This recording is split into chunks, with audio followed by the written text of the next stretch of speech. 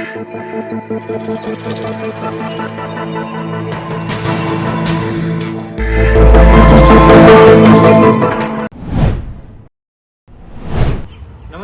હું Tejas Majithia, TET pass ઉમેદવાર.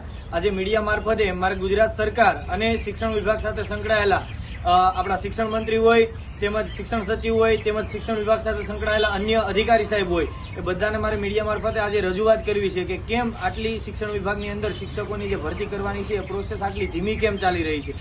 છેલ્લે જોવા જાય તો અમારા ટેટની પરીક્ષા લેવાય એના પછી ઘણી પરીક્ષાઓ એવી લેવાય કે એ પરીક્ષાઓ જેમ કે ઉદાહરણ તરીકે જો ફોરેસ્ટ હોય, હાઈકોર્ટ પ્યુન હોય, આસિસ્ટન્ટ હોય, વીએમસી હોય, તલાટી હોય, આવી બધી એક્ઝામો એવી છે કે જે ટેટની પરીક્ષાઓ પછી લેવાની.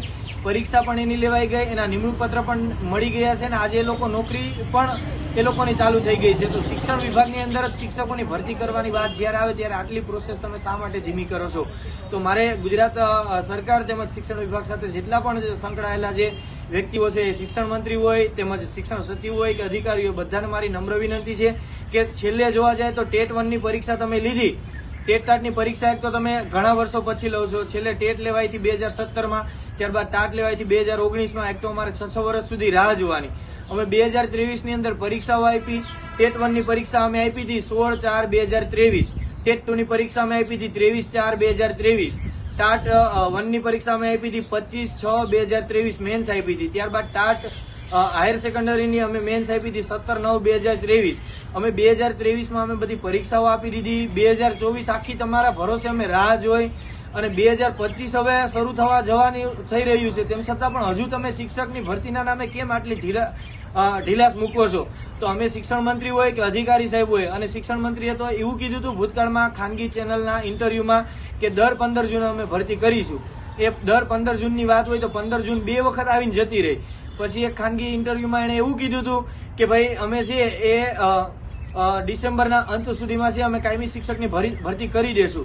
આ ડિસેમ્બર છે એ પણ પૂરો થયો આવ્યો, હજુ સુધી શિક્ષકની ભરતીના નામે કેમ આટલી ઢીલાસ તમે રાખો છો? તો અમે બે હાથ જોડીને સરકારશ્રી તેમજ શિક્ષણ મંત્રી હોય બધાને અમે નમ્ર વિનંતી કરીએ છીએ કે કાયમી શિક્ષકની ભરતી છે સત્વરે પૂર્ણ કરવામાં આવે. ને અમારી એક જ માંગ છે કે જાન્યુઆરીનું પ્રથમ વીક આવે ત્યારે 1 થી 8નું છે તમે પ્રોવિઝનલ મેરિટ લિસ્ટ બહાર પાડી દો. ત્યારબાદ બીજી માંગ અમારી એ છે કે 9 થી 12ની અંદર છે એ તમે જનરલ મેરિટ લિસ્ટ આપી દીધું તો તમે જનરલ મેરિટ લિસ્ટ આપી દીધું, પરંતુ તમે છે એનું ડોક્યુમેન્ટ વેરિફિકેશન ક્યારે કરશું એનું તમે આખું શેડ્યુલ બહાર પાડો. એટલે સરકાર પાસે અને શિક્ષણ વિભાગ પાસે અમારી એક જ માંગણી છે કે જાન્યુઆરીનું પ્રથમ વીક આવે, 2025નું પહેલું અઠવાડિયું આવે, એની અંદર તમે 1 થી 8નું છે પ્રોવિઝનલ મેરિટ લિસ્ટ બહાર પાડી દો અને 9 થી 12ની છે ડોક્યુમેન્ટ વેરિફિકેશનનું શેડ્યુલ આપી દો કે ક્યારે ડોક્યુમેન્ટ વેરિફિકેશન થશે. અને બીજું કે જાન્યુઆરીનો અંત અથવા ફેબ્રુઆરીના પ્રથમ 15 દિવસની અંદર અમને શાળાની અંદર હાજર તમે કરી આપો. એ રીતે તમે સત્વરે છે ભરતી પ્રક્રિયા છે સ્પીડમાં જેવી રીતે જ્ઞાન સહાયકની તમે કરી એ જ રીતે સત્વરે ભરતી પ્રક્રિયા પૂર્ણ કરવામાં આવે. જો અમારી ફેબ્રુઆરીની અંદર છે અમને જો કોઈ પણ પ્રકારની આ રીતે ઢીલાસ દેખાશે ભરતી પ્રક્રિયામાં તો અમે ફરીથી ગાંધીનગરની અંદર ફરીથી જે ટેટ પાસ ઉમેદવારો રોડ ઉપર અમે ઉતરતા એ જ રીતે અમારી માંગ સાથે ફરીથી રસ્તા ઉપર ઉતરવાના છીએ. તો અમારી માંગ છે એ સ્વીકારવામાં આવે એવું અમે ગુજરાત સરકાર અને શિક્ષણ વિભાગ પાસે આશા રાખીએ છીએ.